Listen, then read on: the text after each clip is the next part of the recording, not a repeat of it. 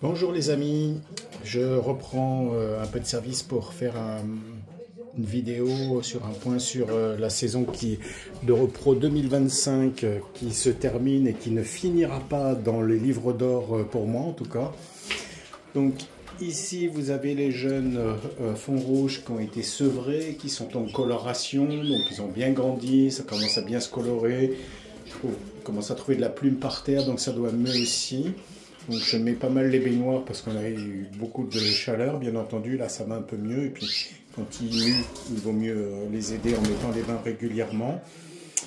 Comme je dis, je répète, je ne laisse pas toute la journée. Sauf s'il fait vraiment très très chaud, je peux laisser, voire même changer 2 fois l'eau dans la journée. Mais là, pour le moment, ce n'est pas le cas.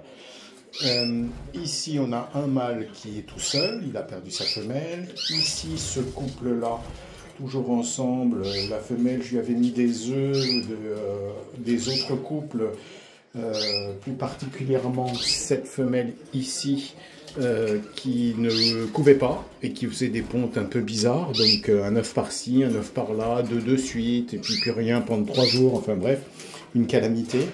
Il y en avait pas mal que je lui ai mis, je pense au moins 6 ou 7. Il n'y en avait qu'un de fécondé et comme beaucoup cette année, il n'est pas arrivé au bout. Donc ici, catastrophique, dernier tour, 4 œufs pondus, 4 fécondés, les 4 se sont bien développés et ils sont tous nés. Et j'en ai perdu 2 après une première journée, puis un autre après une semaine, puis un autre après 10 jours. Elles ne nourrissaient pas. Et, donc c'est une femelle qui n'a pas nourri au premier tour, donc qui m'en a perdu 2, qui a très bien nourri les 3 du second tour et qui n'a pas nourri sur le 3e tour. Donc à surveiller pour la prochaine fois. Ici, mâle tout seul, il a perdu sa femelle aussi. Ce couple-là avait des œufs, un fécondé qui n'est pas arrivé à terme. Et ici, pareil, un fécondé qui n'est pas arrivé à terme. Donc pour le 3e tour. Voilà. Ici, on a les fonds satinés Isabelle. Je suis un peu à contre-jour, j'essaye de le faire mieux, mais c'est pas évident.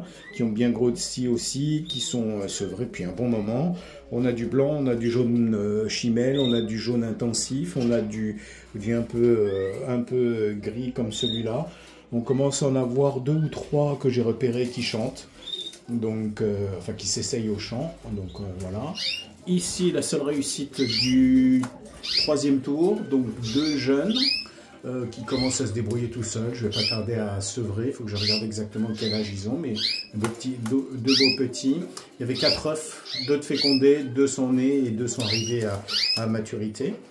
Ici, mâle tout seul qui a aussi perdu sa femelle, avec le jeune qui est handicapé d'une patte, donc j'ai réussi à lui remettre un petit peu, donc ce qui fait qu'il se pose un peu mieux et il s'abîme un peu moins le pelage. Donc tous les rouges sont maintenant en coloration.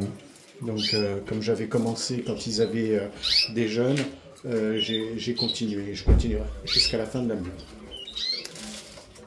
Voilà pour celui-là. Donc ce couple-là, rien du tout au 3e tour. Et lui a aussi perdu sa femelle. Donc bilan des courses. Et là j'ai 2 mâles seuls. Bilan des courses, très très mauvaise saison. J'ai perdu beaucoup de jeunes dans les œufs. J'ai eu quand même encore, même si c'est moins plané l'avant, pas mal d'œufs non fécondés.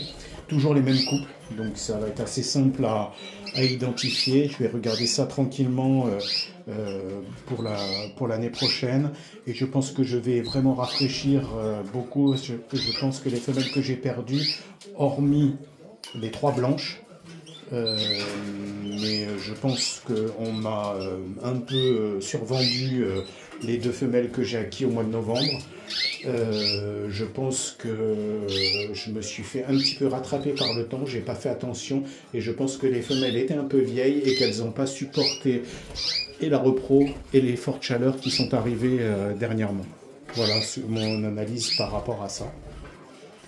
Donc les petits jeunes se portent bien, c'est des jolis oiseaux, j'en ai pas beaucoup mais on va avoir quand même un peu de qualité, enfin j'espère. Et ça sera tout pour cette année, bien entendu. Je suis en train de laver le matériel de reproduction Et on arrête là les frais. De toute façon, bon, on a des mâles qui commencent à chanter beaucoup moins, à être un peu moins excités, hormis certains. J'ai quand même cette femelle-là, celle-là ici, et je crois que j'en ai encore une autre, oui, c'est celle-là, qui m'ont déchiré les fonds de cage toute la semaine dernière. Elles m'ont mis tout ça en bouillie. Donc il y a encore un peu d'excitation, mais je ferai rien de plus. Hein. Ça a été assez catastrophique cette année pour arrêter là les frais et bientôt devoir partir en vacances. Donc autant laisser le minimum de travail à la personne qui viendra derrière pendant les jours de congé. Voilà les amis, c'était tout, c'est Chris de Montpellier avec pas des nouvelles superbes, mais enfin bon, on est quand même content du résultat ici et des autres. Je vais piocher sûrement là-dedans pour repartir sur des oiseaux plus jeunes. Bon, maintenant comme je bague systématiquement, c'est plus facile pour moi de me souvenir de l'année. C'est pas évident, d'où le registre d'élevage que je suis en train de mettre en place, parce que sinon ça va être catastrophique.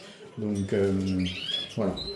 Ça sera tout pour aujourd'hui. Un grand coucou et un grand merci à tous les abonnés. À très bientôt pour la continuation. Je vais sûrement espacer un peu les vidéos. Là, c'est parce que j'avais pas eu trop le temps ces derniers temps. Donc voilà.